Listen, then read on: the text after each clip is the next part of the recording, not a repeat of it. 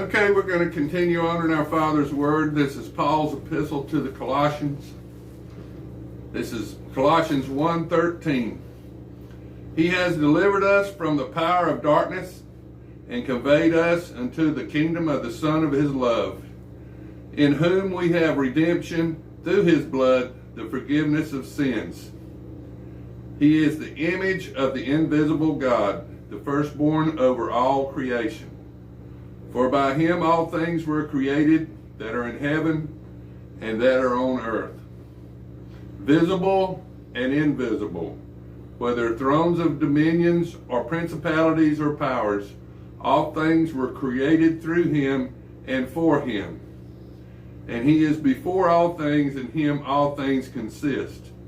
And he is the head of the body, the church, who is the beginning, the firstborn from the dead, that in all things he may have the preeminence. For it pleased the Father that in him all fullness should dwell, and by him to reconcile all things to himself by him, whether things on earth or things in heaven, having made peace through the blood of his cross.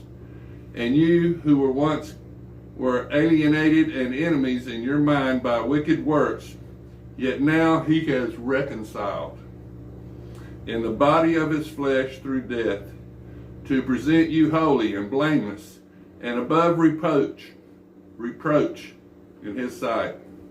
If indeed you continue in the faith, grounded and steadfast, and are not moved away from the hope of the gospel, which you heard, which was preached to every creature under heaven, of which I, Paul, became a minister.